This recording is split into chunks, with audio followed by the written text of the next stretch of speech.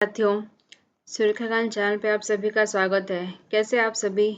I hope आप सब लोग अच्छे होंगे, आपकी तैयारी भी अच्छे से चल रही होगी। तो दोस्तों, हम इस क्लास में करंट अफेयर्स देखने वाले हैं। उसके कुछ इंपॉर्टेंट क्वेश्चंस हैं जो कि हम 3 दिन का देखेंगे, 11, 12 और 13 अप्रैल तक, क्योंकि हमारा 2 दिन का क्लास छूट गया था, तभी हम उसे कंप्लीट करने वाले हैं। ठीक है, तो चलिए फटाफट क्लास को शेयर कर दीजिए और आप नए हैं तो चैनल को सब्सक्राइब कर लीजिए। ठीक है, ताकि अधिक से अधिक बच्चे इसका लाभ उठा सके।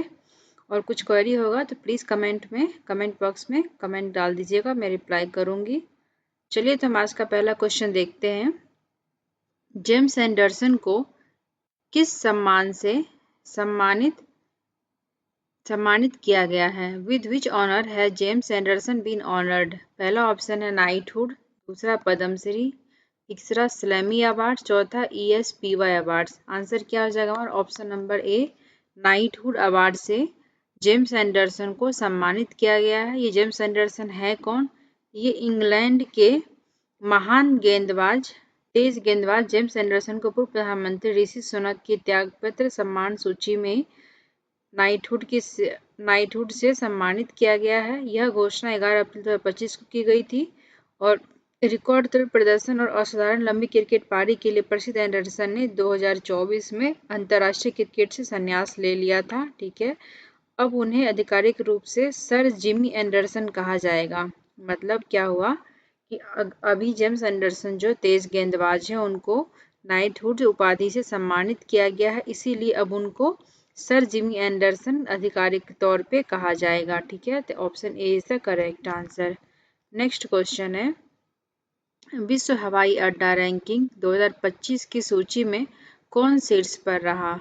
Who topped the list of world airport ranking 2025? पहला ऑप्शन है सिंगापुर एयरपोर्ट, दूसरा है दिल्ली IGI एयरपोर्ट, तीसरा है दुबई एयरपोर्ट, चौथा है पेरिस चार्ल्स डी गॉल हवाई अड्डा यानी Paris Charles de Gaulle airport. ठीक है, आंसर क्या हो जाएगा हमारा? ऑप्शन नंबर ए, सिंगापुर हवाई अड्डा। ठीक है, सिंगापुर हवाई अड्डा विश्व हवाई अड्डा रैंकिंग 2025 में सबसे टॉप पे रहा है। एविएशन इंडस्ट्री में एशिया ने एक बार फिर अपनी चमक बिखेरी है, जहां 3 हवाई अड्डे यानी एशिया कॉन्टिनेंट के 3 हवाई अड्डे जो स्काई ट्रक्स के द्वारा रिलीज की गई है वर्ल्ड एयरपोर्ट अवार्ड 2025 में शीर्ष स्थान पर रहा है। और यह पुरस्कार 9 अप्रैल को मैड्रिड में आयोजित किया गया था, जिसमें कि सिंगापुर का चांगी एयरपोर्ट, ठीक है, 13वीं बार विश्व का सर्वश्रेष्ठ हवाई अड्डा घोषित किया गया। यानी 13 बार सिंगापुर का चांगी एयरपोर्ट ने सर्वश्रेष्ठ एयरपोर्ट का अवार्ड जीता है। ठीक है, इसके बाद दोहा का हमाद है, दोहा का हमाद इंटरनेशनल एयरपोर्ट। फिर तीसरे स्थान पे है जापान का टोक्यो इंटरनेशनल एयरपोर्ट। ठीक है, तो इतना हम याद रखेंगे। पहला सिंगापुर का चांगी एयरपोर्ट, दूसरे नंबर पे हमाद इंटरनेशनल एयरपोर्ट, तीसरे नंबर पे जापान का टोक्यो इंटरनेशनल एयरपोर्ट। ठीक है, नेक्स्ट हम देखते हैं अब स्काईट्रक्स वर्ल्ड एयरपोर्ट अवार्ड 2025 में भारतीय एयरपोर्ट्स का कैसा रहा प्रदर्शन। तो पहले हम देखेंगे जो ये टॉप 10 हवाई अड्डे हैं उसमें पहला है सिंगापुर चांगी एयरपोर्ट, दूसरा हमाद इंटरनेशनल एयरपोर्ट कतर, तीसरा Tokyo international airport Haneda Japan, चौथा इंचुन इंटरनेशनल एयरपोर्ट दक्षिण कोरिया, पांचवा Narita international airport Japan, Hong Kong international airport Hong Kong, 7 पे Paris Charles de Gaulle airport France में, फिर 8 पे रोम फ्यूमिचिनो एयरपोर्ट इटली, 9 पे है म्यूनिख एयरपोर्ट जर्मनी और 10 पे ज्यूरिख एयरपोर्ट स्विट्जरलैंड। यानी टॉप 10 में तो हमारे भारत का तो कोई नाम ही निशान नहीं है। ठीक है, अब देखते हैं कि भारत के एयरपोर्ट ने क्या परफॉर्मेंस किया है, इनको क्या क्या अवार्ड मिला है। तो दिल्ली इंदिरा गांधी इंटरनेशनल एयरपोर्ट को भारत और दक्षिण एशिया का यानी भारत और दक्षिण एशिया का सर्वश्रेष्ठ हवाई अड्डा बताया गया है। फिर बेंगलुरु का कैंपेगौड़ा एयरपोर्ट, इसमें क्या है भारत और दक्षिण एशिया में सर्वश्रेष्ठ क्षेत्रीय हवाई अड्डा यानी कि बेस्ट रीजनल एयरपोर्ट के रूप में इसे सेलेक्ट किया गया है, बेंगलुरु का कैंपेगौड़ा एयरपोर्ट। तीसरा है हैदराबाद एयरपोर्ट, जो कि भारत और दक्षिण एशिया में सर्वश्रेष्ठ स्टाफ सेवा के लिए हैदराबाद एयरपोर्ट को सर्वश्रेष्ठ एयरपोर्ट का सम्मान दिया गया है। चौथा है गोवा मनोहर एयरपोर्ट, भारत और दक्षिण एशिया का सबसे स्वच्छ हवाई अड्डा यानी 5 मिलियन से कम यात्री वाले वर्ग में गोवा मनोहर एयरपोर्ट को सबसे स्वच्छ हवाई अड्डा के रूप में नामित किया गया। ठीक है, ये तो हमारे हो गए भारत के 4 हवाई अड्डों का अवार्ड का कंडीशन, ठीक है। नेक्स्ट हम देखते हैं आईपीएल में 1000 चौके और छक्के लगाने वाले पहले खिलाड़ी कौन बने हैं? Who has become the first player to hit the 1000 fours and sixes in IPL? Indian Premier League, जो कि अभी 18th एडिशन चल रहा है इसका, ठीक है। उसमें क्या है, पहला ऑप्शन है विराट कोहली, दूसरा शिखर धवन, तीसरा डेविड वार्नर और चौथा क्या है हमारा,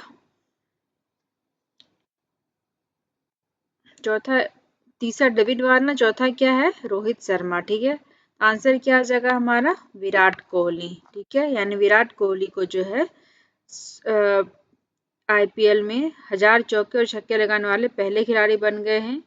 विराट कोहली ने आईपीएल में ऐसे पहले खिलाड़ी बन गए जिन्होंने 721 चौके लगाए हैं और 279 छक्के, कुल मिला के 1000 बाउंड्रीज का आंकड़ा पार किया है। और यह कीर्तिमान कहाँ पे बनाया गया है, तो बेंगलुरु के एम चिन्नास्वामी स्टेडियम में, जहाँ पे कि रॉयल चैलेंजर्स बेंगलोर और दिल्ली कैपिटल्स के मुकाबले के दौरान यह रिकॉर्ड उन्होंने बनाया है। और इसके बाद विराट कोहली के बाद कौन है, शिखर धवन, जिसमें 920 बाउंड्रीज क्रॉस किया है। डेविड वार्नर ने 899 बाउंड्रीज क्रॉस किया है और रोहित शर्मा ने 885 बाउंड्रीज क्रॉस किया है, ठीक है। हम याद रखेंगे विराट कोहली पहले ऐसे खिलाड़ी जिन्होंने 1000 आईपीएल में 1000 चौके और छक्के लगाने वाले पहले खिलाड़ी बने हैं, ठीक है। नेक्स्ट हम देखते हैं तेलंगाना में 1 करोड़ पौधे लगाने वाले किस वृक्ष पुरुष यानी प्रख्यात पर्यावरणविद का निधन 87 वर्ष की आयु में तेलंगाना के खम्मम जिले में हो गया, ठीक है। Which tree man, eminent environmentalist who planted 1 crore saplings in Telangana, died at the age of 87 in Khammam district of Telangana? पहला ऑप्शन है दारीपल्ली रामैया, दूसरा है मेधा पाटकर, तीसरा सुंदरलाल बहुगुणा, चौथा वंदना शिवा। आंसर क्या हो जाएगा हमारा, तो ऑप्शन नंबर ए दारीपल्ली रमैया, ठीक है। ये दारीपल्ली रमैया तेलंगाना के, बाकी 3 ऑप्शन भी ये सारे भी इन्वायरमेंटलिस्ट यानी पर्यावरणविद है, ठीक है। दारीपल्ली रमैया को वन जीवी अर्थात वन का जीवन और चेट्टू रमैया अर्थात पेड़ रमैया के नाम से जाना जाता था। रमैया को उनके अद्वितीय प्रयासों के लिए वर्ष 2017 में भारत के चौथे सर्वोच्च नागरिक सम्मान पद्मश्री से सम्मानित भी किया गया था और यह पुरस्कार उनको उस टाइम के तत्कालीन राष्ट्रपति प्रणब मुखर्जी के द्वारा प्रदान किया गया था, ठीक है। हमको ऐसा क्वेश्चन पूछ सकता है कि दारीपल्ली रमैया किस स्टेट से बिलोंग करते हैं, तो तेलंगाना।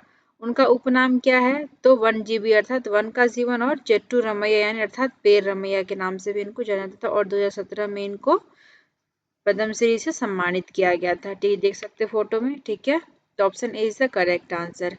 नेक्स्ट क्वेश्चन है हाल ही में किस राज्य के 2 पारंपरिक वस्त्र उत्पादों रिंडिया सिल्क और खासी हैंडलूम को आधिकारिक तौर पर भौगोलिक संकेत जीआई टैग प्रदान किया गया है, ठीक है। Recently 2 traditional textile products of which state Reindeer silk and Khasi handloom have been officially granted geographical indication tag? पहला ऑप्शन है मिजोरम, दूसरा मेघालय, तीसरा त्रिपुरा, चौथा अरुणाचल प्रदेश। आंसर क्या हो जाएगा हमारा मेघालय, ठीक है।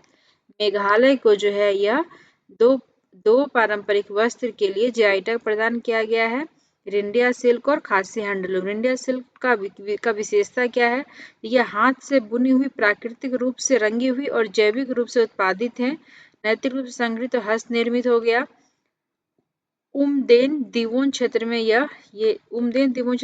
में से जुड़ी हुई है, जिसे 2021 में मेघालय का पहला एरिसिल गांव के रूप में मान्यता मिली, ठीक है। अब खासी हैंडलूम का विशेष गुण क्या है, तो ये खासी समुदाय जो वहाँ ट्राइब से आदिवासी है उसके द्वारा ये पारंपरिक समुदाय की पारंपरिक वस्त्र कला है ये, और अद्वितीय बुनाई और प्राकृतिक रंगों के लिए जानी जाती है, ठीक है। तो हमको क्या याद रखना है, 2 पारंपरिक वस्त्र इंडिया सिल्क और खासी हैंडलूम किस राज्य का, तो मेघालय का, जिसे हाल ही में जीआई टैग प्रदान किया गया है, ठीक है। नेक्स्ट हम देखते हैं पुराने करंट अफेयर जो 11 और 12 तारीख के हैं, ठीक है। महिला सुरक्षा और सशक्तिकरण पर स्त्री शिखर सम्मेलन 2025 का आयोजन किस शहर में किया जा रहा है? Which city is the host of Stree summit 2025 on women's safety and empowerment. ठीक है, पहला ऑप्शन है हैदराबाद, दूसरा भोपाल, तीसरा चेन्नई, चौथा बेंगलुरु। आंसर क्या हो जाएगा हमारा? ऑप्शन नंबर ए हैदराबाद में। ठीक है, हैदराबाद सिटी सिक्योरिटीज काउंसिल महिलाओं की सुरक्षा और संरक्षा में सशक्त बनाने के लिए स्त्री यानी स्त्री का फुल फॉर्म क्या है? सुरक्षा, प्रशिक्षण, ट्रेनिंग, सम्मान, रिस्पेक्ट, सशक्तिकरण, एम्पावरमेंट और समानता, इक्वलिटी शिखर सम्मेलन के दूसरे संस्करण, ये दूसरा संस्करण है, इसकी मेजबानी कर रही है।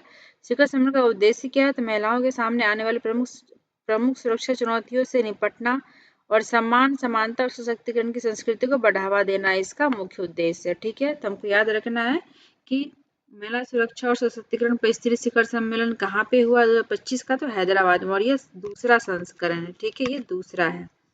नेक्स्ट हम देखते हैं लीजियोनेयर्स रोग, जो हाल ही में समाचारों में देखा गया था, किस एजेंट के कारण होता है? Legionnaires disease that was recently seen in news is caused by which agent? पहला ऑप्शन है वायरस, दूसरा फंगस, तीसरा बैक्टीरिया, चौथा प्रोटोजोआ। आंसर क्या हो जाएगा हमारा? ऑप्शन नंबर सी, ये बैक्टीरिया के द्वारा होता है। अभी ये कहाँ देखा गया है? तो ऑस्ट्रेलिया के न्यू साउथ वेल्स में स्वास्थ्य अधिकारियों ने सिडनी में लीजियोनेयर्स रोग के मामले में वृद्धि के साथ अलर्ट जारी कर दिया है। यह जो है रोग है गंभीर फेफड़ों का एक संक्रमण है जो कि लीजियोनोला बैक्टीरिया के कारण होता है। इसे आमतौर पर प्राकृतिक जल निकाय में पाया जाता है, लेकिन कूलिंग टावर जैसे कि मानव निर्मित प्रणाली में भी, मतलब ये जो जहाँ पे पानी होता है उसके थ्रू ये हमारे बॉडी में आता है। लीजियोनेयर्स रोग एक गंभीर निमोनिया टाइप का है जिसमें पोंटियाक बुखार होता है, हल्का फ्लू जैसी बीमारी होती है, पर यह है कि ये व्यक्ति से व्यक्ति में नहीं फैलता है बल्कि पानी की बूंदों के अंदर ये लेने से यह फैलता है। ठीक है, फिलहाल हाल ही में कोई भी इसका टीका उपलब्ध नहीं है, तो इसकी एंटीबायोटिक से इसका उपचार किया जाता है। ठीक है, तो आंसर क्या हो जाएगा? बैक्टीरिया से फैलता है। बैक्टीरिया का नाम क्या है? तो लीजियोनेला बैक्टीरिया के कारण लीजियोनेयर्स रोग फैलता है। अभी हाल ही में कहाँ देखा गया था? ऑस्ट्रेलिया में। ठीक है, option C is the correct answer. Next question है नोक्टिलुका स्किंटलस मुख्य रूप से केरल के बैक वाटर में हाल ही में देखी गई किस प्राकृतिक घटना के लिए जिम्मेदार है? Noctiluca scintillans is primarily responsible for which natural phenomenon recently observed in backwaters of Kerala? पहला ऑप्शन है ओशियन एसिडिफिकेशन, दूसरा है बायोल्यूमिनेसेंस यानी, तीसरा है उल्कापिंड सुनामी यानी मेट्रियोर सुनामी, चौथा है रेड टाइड यानी लाल ज्वार। ठीक है, ऑप्शन क्या हो जाएगा? आंसर हो जाएगा इसका तो बायोल्यूमिनेसेंस के द्वारा नोक्टिलुका स्किंटलस मुख्य रूप से केरल के बैक वाटर में हाल ही में देखा गया है। ठीक है, उसके बाद ये क्या है कि बायोल्यूमिनेसेंस प्राकृतिक प्रकाश है, ये एक नेचुरली लाइट है जो कि बैक्टीरिया, कवक और शैवाल जैसे जीवों द्वारा तटीय क्षेत्र में तटीय जल में गड़बड़ी होने पर उत्पन्न होता है। इस चमक का मुख्य कारण क्या है? तो नोक्टिलुका स्किंटलस है जो एक प्रकार का प्लवक है जिसे कि समुद्री चमक के रूप में जाना जाता है। यह चमक स्किंटलस नामक भागों में रासायनिक प्रक्रियाओं के कारण होती है और यह आमतौर पर नीली होती है, लेकिन प्लवक की सांद्रता के आधार पर लाल या भूरी दिखाई देती है। ठीक है, यह घटना सबसे अधिक मार्च और मई के मौसम में, ये याद रखना कि ये घटना होती कब कब है? तो मार्च और मई के मौसम में, और स्थानीय रूप से मलयालम इसे बोलते क्या है? तो कवारो। ठीक है, इसको मलयालम में कवारो बोलते हैं। तो option B is the correct answer. Next हम देखते हैं विश्व पार्किंसंस दिवस यानी विश्व, इसका World Parkinson's Day is observed on which day annually, यानी प्रति वर्ष किस तारीख को विश्व पार्किंसंस दिवस मनाया जाता है? तो क्या हो जाएगा आंसर? ऑप्शन नंबर सी 11 अप्रैल को मनाया जाता है। ये 11 अप्रैल को विश्व भर में विश्व पार्किंसंस रोग दिवस मनाया जाता है। इसका उद्देश्य क्या है? तो जागरूकता फैलाना, क्योंकि एक मस्तिष्क यानी जो हमारे मस्तिष्क यानी ब्रेन में जो कुछ डिजीज होता है उससे रिलेटेड होता है ये, और जो है उसका मेंटली हम डिस्टर्ब हो जाते हैं उसके बैलेंस को खराब कर देता है ये। और ये इस दिन की स्थापना कब की गई थी? तो 1997 में पार्किंसंस यूरोप और विश्व स्वास्थ्य संगठन के द्वारा डॉक्टर जेम्स पार्किंसन को सम्मानित करने के लिए की गई थी। जेम्स पार्किंसन ने क्या किया था? तो पहली बार 1817 में इस बीमारी का वर्णन किया था।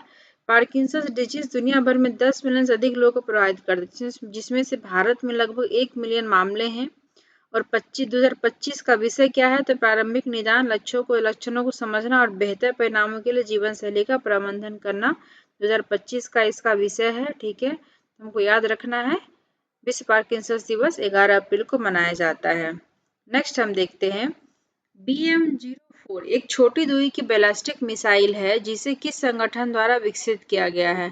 The BM-04 is a short range ballistic missile SRBM developed by which organisation? पहला है हिंदुस्तान एरोनॉटिक्स लिमिटेड, दूसरा है भारतीय अंतरिक्ष अनुसंधान संगठन इसरो या Indian Space Research Organisation ISRO, तीसरा है DRDO Defence Research and Development Organisation, चौथा है Bharat Dynamics Limited BDL। Answer क्या हो जाएगा हमारा? Option number C. ठीक है, यानी DRDO के द्वारा BM-04 एक छोटी दूरी का short range ballistic missile develop किया गया है, जो कि हाल ही में हैदराबाद में विज्ञान वैभव 2025 रक्षा प्रदर्शनी में इसे प्रदर्शित किया गया था। और यह छोटी दूरी का इसे DRDO ने विकसित किया। इसका वजन कितना? 11,500 किलोग्राम है और यह 500 किलोग्राम का पारंपरिक वारहेड ले जा सकती है। और इसका रेंज क्या है? तो 1500 किलोमीटर का रेंज है इसमें और 30 किलोमीटर सर्कुलर एरर प्रोबेबिलिटी है। और यह दो चरण वाली ठोस ईंधन प्रणाली का उपयोग करती है। ठीक है, हमको इतना याद रखना है कि ये DRDO के द्वारा विकसित किया गया है short range ballistic missile BM-04। इसकी मारक क्षमता कितनी है? 1500 किलोमीटर। वेट कितना है? 11,500 किलोग्राम। और ये हैदराबाद के विज्ञान वैभव 2025 में प्रदर्शित किया गया था। ठीक है, तो option C is the correct answer. Next हम देखते हैं वैश्विक प्रौद्योगिकी शिखर सम्मेलन GTS 2025 कहाँ आयोजित किया गया था? Where was the global technology summit 2025 held? पहला ऑप्शन है न्यू दिल्ली, दूसरा है बेंगलुरु, तीसरा चेन्नई, चौथा हैदराबाद। आंसर क्या हो जाएगा? न्यू दिल्ली में ग्लोबल टेक्नोलॉजी समिट 2025 को आयोजित किया गया था। और ये क्या था? 9वां संस्करण था, जो कि 10 अप्रैल को डॉक्टर जो विदेश मंत्री हमारे डॉक्टर S जयशंकर के द्वारा इसका उद्घाटन किया गया था। 10 से 12 3 दिन चलेगा ये।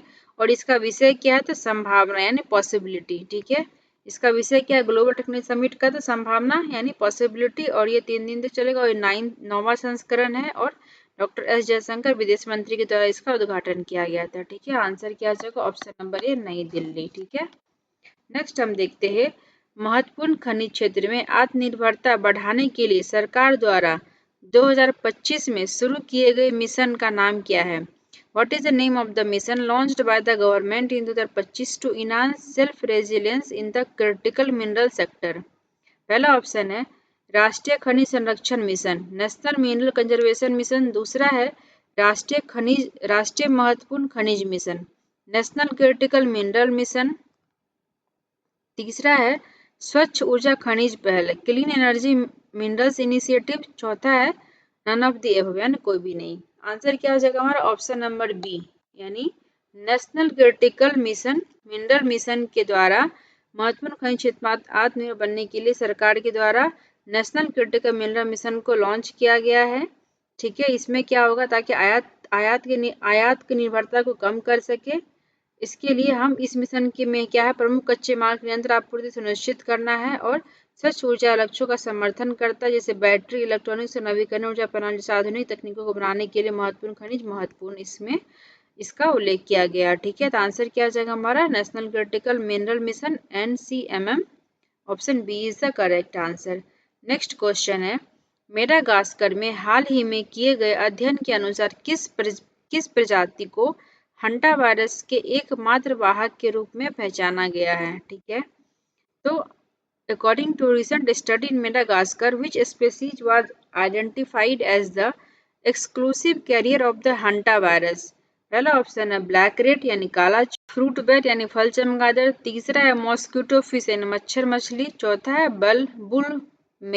बुल फ्रॉग यानी बैल मेढक।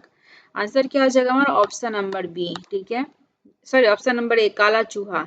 ठीक है, यानी मेडागास्कर में हंटा वायरस का एकमात्र वाहक कौन है? तो ब्लैक रेट है यानी काला चूहा। इसमें अध्ययन में पाया गया कि ग्रामीण क्षेत्रों में केवल काले चूहे की हंटा वायरस फैलाते हैं, जिन्हें रेड स्टेट्स भी कहा जाता है। और ये चूहा कहाँ से आया था? वहाँ तो एशिया से आए थे और 10वीं और 14वीं शताब्दी के बीच मेडागास्कर में लाया गया था इसे। तब से ये व्यापक रूप से फैल रहा है और इसके थ्रू एंटावायरस फैलता है। ठीक है, नेक्स्ट क्वेश्चन है, राफेल एम फाइटर जेट किस देश से खरीदे गए हैं? Rafale M marine fighter jets have been acquired from which country? तो पहला ऑप्शन रसिया, दूसरा चाइना, तीसरा जापान, चौथा फ्रांस। आंसर क्या हो जाएगा? ऑप्शन नंबर डी यानी फ्रांस से हमने राफेल जेट को खरीदने की अभी मंजूरी मिली है हमें। टोटल अभी कितने ऑर्डर दिए गए हैं? तो 26 दिया गया है। ठीक है, इसका अमाउंट कितना है? 63,000 करोड़ का समझौता है। इसके पहले 2016 में जो ऑर्डर दिया गया तो उसके थ्रू हमने 36 राफेल जेट खरीद चुके हैं, जो कि 19 से 22 तक हमको मिला था, जो कि अभी अम्बाला एयरफोर्स स्टेशन पे ये तैनात है अभी। और अभी हम रिसेंट में 26 का ऑर्डर दे चुके हैं तो फ्रांस को। आंसर क्या हो जाएगा? Option number D. Next question है, राष्ट्रीय जनजातीय युवा महोत्सव 2025 का आयोजन कौन सा राज्य करेगा? Which state is the host of national tribe youth festival 2025? पहला ऑप्शन है असम, दूसरा मणिपुर, तीसरा मिजोरम, चौथा नागालैंड। आंसर क्या हो जाएगा हमारा? ऑप्शन नंबर सी यानी कि मिजोरम जो है राष्ट्रीय जनजातीय युवा महोत्सव नेशनल ट्राइबल यूथ फेस्टिवल 2025 का आयोजन कर रहा है। यह महोत्सव 8 अप्रैल को हो गया है। ठीक है, केलसिंग में राज्य आदिवासी संसाधन केंद्र में मनाया जा रहा है और यह बिरसा मुंडा की 150वीं जयंती मनाने के लिए आयोजित 4 दिवसीय महोत्सव है। ये आदिवासी समुदाय की तरह मनाया जा रहा है और ये बिरसा मुंडा 150वीं जयंती मनाने के लिए आयोजित 4 दिवसीय महोत्सव है, जो कि मिजोरम में आयोजित किया जा रहा है। ठीक है, option C is the correct answer. Next question है, पहला हिमालयी उच्च ऊंचाई वायुमंडलीय एवं जलवायु केंद्र कहाँ लॉन्च किया गया है? Where was the first ever Himalayan high altitude atmospheric and climate center launched? पहला ऑप्शन है उधमपुर जम्मू कश्मीर, दूसरा है देहरादून उत्तराखंड, तीसरा है मसूरी हिमाचल प्रदेश, चौथा है गंगटोक सिक्किम। आंसर क्या हो जाएगा हमारा? Option number A Udhampur Jammu Kashmir में। ठीक है, यानी पहला हिमालय उच्च हवाई वायुमंडलीय जलवायु केंद्र कहाँ लॉन्च किया गया है? तो उधमपुर जम्मू कश्मीर में, जिसमें कि जहां केंद्रीय मंत्री जितेंद्र सिंह ने जम्मू कश्मीर के उधमपुर जिले के चेन्नानी के नाथा टॉप में पहला हिमालयी उच्च ऊंचाई वायुमंडलीय जलवायु केंद्र लॉन्च किया है। यह नया केंद्र हिमालय क्षेत्र के लिए सटीक जलवायु और मौसम पूर्वानुमान प्रदान करेगा। यह क्षेत्र अद्वितीय उच्च ऊंचाई वाली मौसम स्थितियों के अनुसंधान और अध्ययन पर भी ध्यान केंद्रित करेगा और यह परियोजना भारत सरकार के पृथ्वी विज्ञान मंत्रालय मिनिस्ट्री ऑफ अर्थ साइंस के द्वारा समर्थित किया गया है, जिसका उद्देश्य क्या है? हिमालयी बेल्ट में जलवायु निगरानी और आपदा तैयारियों में सुधार करना है। ठीक है, तो आंसर क्या हो जाएगा? Option number A. Next question है, इलेक्ट्रॉनिक घटकों के विनिर्माण को बढ़ावा देने के लिए MEITY द्वारा हाल ही में शुरू की गई योजना का नाम क्या है? What is the name of the recently launched scheme by Ministry of Electronics and Information Technology to promote manufacturing of electronic components? ठीक है, तो पहला ऑप्शन है स्मार्ट कंपोनेंट्स इनिशिएटिव, दूसरा है इलेक्ट्रॉनिक्स कंपोनेंट्स मैन्युफैक्चरिंग स्कीम, तीसरा है पैसिव इलेक्ट्रॉनिक्स ग्रोथ स्कीम, चौथा है आत्मनिर्भर टेक मिशन। आंसर क्या आ जाएगा हमारा? ऑप्शन नंबर बी इलेक्ट्रॉनिक्स घटक विनिर्माण योजना या फिर इलेक्ट्रॉनिक्स कंपोनेंट्स मैन्युफैक्चरिंग स्कीम। ठीक है, इसका इलेक्ट्रॉनिक घटकों इसका मतलब क्या है कि इलेक्ट्रॉनिक्स और सूचना प्रौद्योगिकी मंत्रालय ने इलेक्ट्रॉनिक्स विनिर्माण में भारत की वैश्विक स्थिति को बढ़ावा देने के लिए इलेक्ट्रॉनिक्स घटक विनिर्माण योजना को अधिसूचित किया है। यह योजना क्षेत्रीय जिसमें कि व्यापक आर्थिक प्रभाव के लिए उपभोक्ता इलेक्ट्रॉनिक्स, चिकित्सा उपकरण, ऑटोमोबाइल, पावर इलेक्ट्रॉनिक्स और ग्रिड शामिल है। यह योजना 3 प्रकार के प्रोत्साहन को प्रदान करती है। पहला क्या है? टर्नओवर लिंक्ड, दूसरा है पूंजीगत व्यय यानी कैपेक्स कितना है, और तीसरा है कैपेक्स लिंक्ड और हाइब्रिड मॉडल। ठीक है, ये हमको याद रखना, 3 योजना प्रोत्साहित करती है। इसका आंसर क्या हो जाएगा? Option number B electronics components manufacturing scheme. Next question है, भारत के महापंजीयक किस मंत्रालय के अधीन कार्य करते हैं? The registrar general of India functions under which ministry? पहला ऑप्शन है ministry of law and justice, दूसरा है मिनिस्ट्री ऑफ पार्लियामेंट अफेयर्स, तीसरा है मिनिस्ट्री ऑफ डिफेंस, चौथा है ministry of home affairs. Answer क्या हो जाएगा हमारा? Option number D ministry of home affairs. इसमें क्या है? भारत के महापंजीयक यानी रजिस्ट्रार जनरल ऑफ इंडिया सरकारी निजी अस्पतालों को जन्म मृत्यु के समय रिपोर्ट न करने के लिए चेतावनी दी है, जो कि कानूनी रूप से आवश्यक है। भारत के महापंचायत यानी रजिस्ट्रार जनरल ऑफ इंडिया गृह मंत्रालय के अंदर एक अस्थायी निकाय है जिसे 1949 में भारत सरकार द्वारा बनाया गया था। इसका नेतृत्व रजिस्ट्रार जनरल ऑफ इंडिया और पदेन जनगणना आयुक्त करते हैं। रजिस्ट्रार जनरल जो आमतौर पर एक संयुक्त सचिव स्तर का अधिकारी होता है। रजिस्ट्रार जनरल ऑफ इंडिया सटीक नागरिक पंजीकरण सुनिश्चित करने के लिए जन्म और मृत्यु पंजीकरण अधिनियम 1969 का प्रबंधन करता है। ठीक है, हमको इतना याद रखना है। तो option D is the correct answer. Next question है, पंचायत उन्नति सूचकांक PAI के अनुसार किस राज्य में सबसे अधिक अग्रणी ग्राम पंचायतें हैं? According to Panchayat Advancement Index, which state has the highest number of front runner ग्राम पंचायत? पहला ऑप्शन है महाराष्ट्र, दूसरा तेलंगाना, तीसरा गुजरात, चौथा वेस्ट बंगाल। आंसर क्या आ जाएगा? ऑप्शन नंबर सी यानी गुजरात। ठीक है, गुजरात में सबसे अधिक अग्रणी ग्राम पंचायतें हैं जो कि लगभग पंचायत राज मंत्रालय ने स्थानीय सतत विकास लक्ष्यों के अनुरूप 2.5 लाख से अधिक ग्राम पंचायतों के विकास को मापने के लिए पंचायत उन्नति सूचकांक PI लॉन्च किया। पंचायत उन्नति सूचकांक गरीबी मुक्त स्वास्थ्य बाल सुलभ जल पर्याप्त स्वच्छ और हरा महिला अनुकूल और अच्छी तरह शासित पंचायतों जैसे 9 विषयों में प्रगति का आकलन करता है। गुजरात में 346 फ्रंट रनर ग्राम पंचायतों के सबसे आगे हो गया। उसके बाद क्या है? तेलंगाना 217 काफी पीछे है जो कि दूसरे स्थान पर, और तीसरे स्थान पे कौन सा है आप कमेंट बॉक्स में बताइए। ठीक है, तो हमें इतना याद रखना। और ये किस मंत्रालय के द्वारा किया गया है? पंचायत उन्नति सांख्यिकी और कार्यक्रम कार्यान्वयन मंत्रालय MOSPI यानी Ministry of Statistics and Programme Implementation के द्वारा इस चीज को पंचायती राज मंत्रालय ने MOSPI के साथ मिल करके इस चीज को पंचायती उन्नति सूचकांक को प्रदर्शित किया है। ठीक है, जिसमें गुजरात टॉप पे है 346 के नंबर से और तेलंगाना 270 के साथ सेकंड नंबर पे है। ठीक है, तीसरा कौन है आप कमेंट करके बताइए। ठीक है, तो option C is the correct answer. Next question है, किस देश ने 3.2 मीटर एपर्चर वाला रेडियो और millimetre wave telescope 3 gorgeous Antarctic eye launch किया है? Which country has launched the 3 gorgeous Antarctic Eye, a 3.2 meter aperture radio and millimeter wave telescope? Answer क्या हो जाएगा? चाइना यानी ऑप्शन नंबर ए। चाइना ने जो है अंटार्कटिका के जोंगसान स्टेशन पर 3.2 मीटर अपर्चर वाला रेडियो और millimetre wave telescope 3 gorgeous Antarctic eye launch किया है। इसे हाइड्रोजन और अमोनिया जैसी अंतर तारकीय गैस का अध्ययन करने और गहरे अंतरिक्ष में तारा निर्माण का पता लगाने के लिए डिजाइन किया गया है। इसके पहले भी ये चीन के पहले अंटार्कटिक सर्वे टेलीस्कोप के ऊपर ही ये आधारित है। ठीक है, इसे किसने डेवलप किया है? तो चाइना ने। Option A is the correct answer. Next question है, माउंट कनलाउन जो हाल ही में खबरों में रहा किस देश में स्थित है?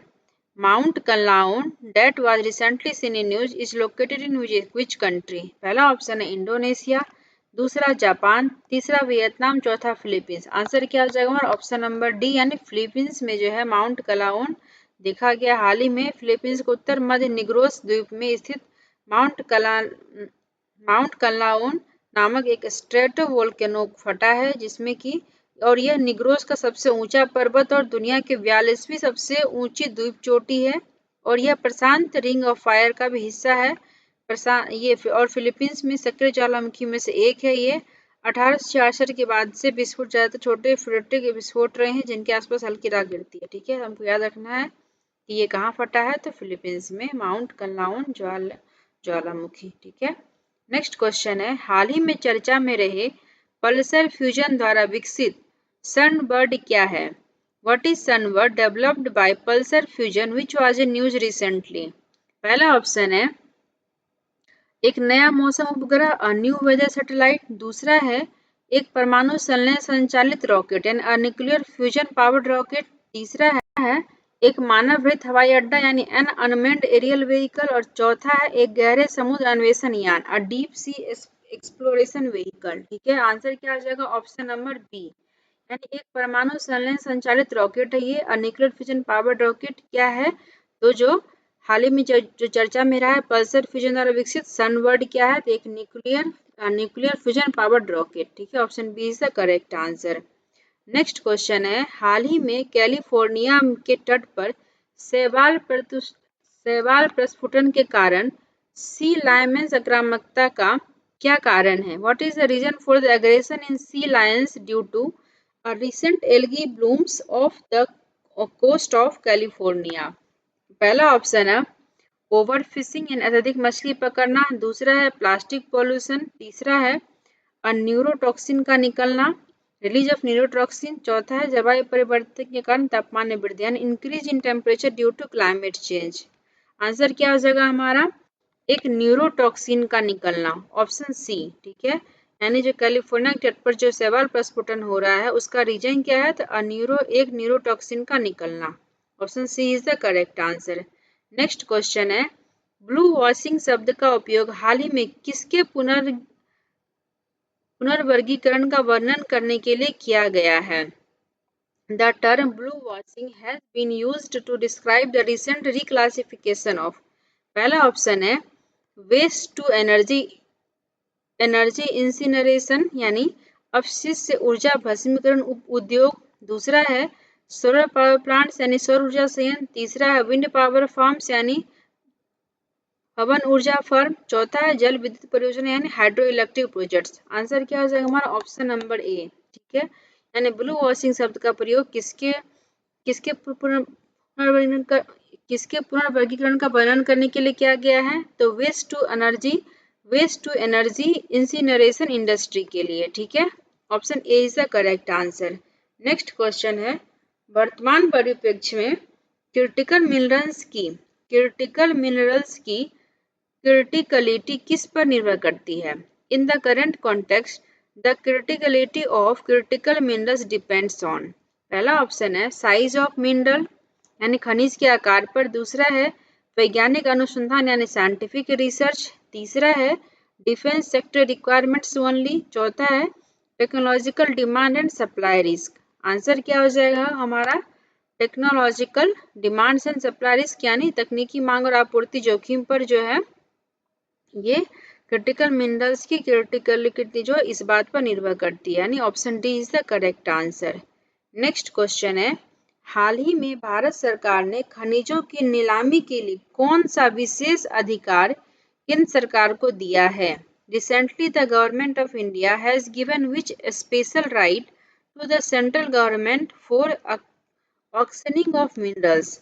तो पहला ऑप्शन है खनिज सुधार अधिनियम 2023 एंड मिनरल रिफॉर्म्स एक्ट 2023, दूसरा है MMDR अधिनियम 1957 की अनुसूची 1 का भाग डी यानी part D of schedule 1 of the MMDR act 1957, तीसरा है भारतीय खनिज नियंत्रण विधेयक यानी इंडियन मिनरल कंट्रोल बिल, चौथा है राष्ट्रीय खनिज नीति 2025 यानी नेशनल मिनरल पॉलिसी 2025। आंसर क्या हो जाएगा हमारा? Option number B. ठीक है, यानी MMDR अधिनियम 1957 की खनिज की अनुसूची 1 का भाग डी में भारत सरकार ने खनिजों की नीलामी के लिए विशेष अधिकार केंद्र सरकार को दिया है। ठीक है, तो option B is the correct answer. Next question है, हाल ही में भारत के किस शोध संस्थान ने सिकल सेल रोग की प्रारंभिक जांच के लिए एक किफायती इलेक्ट्रोफ्लूइडिक डिवाइस विकसित की है? Recently which research institute of India has developed an affordable electrofluidic device for early detection of sickle cell disease? ठीक है, पहला ऑप्शन है Tata institute of fundamental research, दूसरा है बाबा एटॉमिक रिसर्च सेंटर, तीसरा है रमन रिसर्च सेंटर, चौथा है भारतीय विज्ञान अनुसंधान संस्थान यानी इंडियन इंस्टीट्यूट ऑफ साइंस। ठीक है, आंसर क्या हो जाएगा हमारा? ऑप्शन नंबर सी यानी रमन रिसर्च सेंटर ने जो है हाल ही में जो है सिकल सेल एनीमिया यानी सिकल सेल रोग की प्रारंभिक जांच के लिए किफायती इलेक्ट्रोफ्लूइड किट को डेवलप किया है। ठीक है, option C is the correct answer. Next question है, हाल ही में चर्चा में रहे डी एक्सटिंक्शन तकनीक किस जैव प्रौद्योगिकी का प्रयोग करती है? यानी de extinction technology which was in news recently uses which biotechnology? पहला ऑप्शन है हाइब्रिड सीड्स, दूसरा है जैविक उर्वरक यानी बायो फर्टिलाइजर्स, तीसरा है जीन संपादन जीन एडिटिंग, चौथा है जल ग्रहण तकनीक यानी वाटर से टेक्नोलॉजी। आंसर क्या हो जाएगा हमारा ऑप्शन नंबर सी यानी जीन संपादन जीन एडिटिंग। तो हाल ही में चर्चा में डी एक्सटिंक्शन के तकनीक के लिए जीन एडिटिंग जैव प्रौद्योगिकी का प्रयोग करती है। ठीक है, option C is the correct answer. Next question है, हाल ही में कोलोसल बायोसाइंसेज द्वारा किस विलुप्त जानवर को पुनर्जीवित करने का प्रयास किया गया है? Recently, an attempt was made to review which extinct animal by Colossal Biosciences। ठीक है, पहला ऑप्शन है एलिफेंट, दूसरा डायनासोर, तीसरा डायर वॉल्फ, चौथा तस्मानियन वॉल्फ। आंसर क्या आ जाएगा डायर वॉल्फ। ठीक है, डायर वॉल्फ को विकसित किया गया है कोलोसल बायोसाइंसेज के द्वारा और ये करीबन 72,000 पुराने डीएनए से डेवलप किया गया है। ठीक है ये 72,000 और ये विलुप्त कब हुए थे? लगभग 15,000 लाख साल ऐसे कुछ था इसमें, जो कि उससे पहले ये प्रजाति विलुप्त हो चुकी है, उसको पुनर्जीवित किया गया है कोलोसल बायोसाइंस टेक्नोलॉजी के द्वारा। ठीक है, यानी जो डायर वुल्फ इसका नाम है। नेक्स्ट क्वेश्चन है, हाल ही में 80वें विश्व युद्ध की सालगिरह पर किस यान को अंतरराष्ट्रीय अंतरिक्ष स्टेशन को समर्पित किया गया? Recently, which spacecraft was dedicated to the International Space Station on the 80th anniversary of World War II? ठीक है, पहला ऑप्शन है सोयूज, दूसरा फाल्कन 9, तीसरा निम्बस 2, चौथा ड्रैगन। आंसर क्या हो जाएगा हमारा सोयूज। ठीक है, सोयूज को जो है 80वें विश्व युद्ध की सालगिरह पर अंतरराष्ट्रीय अंतरिक्ष स्टेशन को सोयूज यान जो उसे समर्पित किया गया है। ठीक है, तो option A is the correct answer. Next question है, हाल ही में यूरोपीय अंतरिक्ष एजेंसी द्वारा लॉन्च की जा रही बायोमास उपग्रह का प्रमुख उद्देश्य क्या है? What is the main purpose of biomass satellite being launched recently by the European Space Agency? पहला ऑप्शन है समुद्र की गहराई मापना यानी measuring the depth of the oceans, दूसरा है वनों के बायोमास का आकलन करना estimating the biomass of forest, तीसरा है मंगल ग्रह की सतह का अध्ययन यानी studying the surface of Mars, चौथा है measuring the temperature of the sun. Answer क्या हो जाएगा हमारा ऑप्शन नंबर बी यानी वनों के बायोमास का आकलन करना estimating the biomass of the forest, ये इसका उद्देश्य है जो कि बायोमास उपग्रह को लॉन्च किया गया है यूरोपियन अंतरिक्ष एजेंसी के द्वारा। ठीक है, यानी option B is the correct answer. Next question है, हाल ही में घोषित इलेक्ट्रॉनिक कंपोनेंट्स मैन्युफैक्चरिंग स्कीम का प्रमुख उद्देश्य क्या है? What is the main objective of the recently announced electronic components manufacturing scheme? पहला ऑप्शन है सॉफ्टवेयर डेवलपमेंट, दूसरा है डिफेंस इक्विपमेंट मैन्युफैक्चरिंग, तीसरा है स्मार्टफोन मैन्युफैक्चरिंग, चौथा है निष्क्रिय इलेक्ट्रॉनिक्स घटकों का निर्माण यानी manufacturing of passive electronic components. Answer क्या हो जाएगा हमारा ऑप्शन नंबर डी। ठीक है, यानी manufacturing of passive electronic components को जो है इलेक्ट्रॉनिक कंपोनेंट्स मैन्युफैक्चरिंग स्कीम का उद्देश्य है। ठीक है, तो option D is the correct answer. चलो दोस्तों, आज यहीं तक। आई होप आपको क्लास पसंद आई होगी और आपको ऐसा ही क्लास चाहिए तो प्लीज़ फटाफट कमेंट कीजिए और अधिक से अधिक लोगों को ये वीडियो शेयर कर दीजिए ताकि अधिक से अधिक लोग इसमें जुड़ सके। और आप नए हैं तो चैनल को सब्सक्राइब कर लीजिए। अगर आपको कोई क्वेरी हो तो कमेंट बॉक्स में पूछ लीजिए हमसे। ठीक है, ओके दोस्तों, तैयारी अच्छे से करते रहिए। Thank you.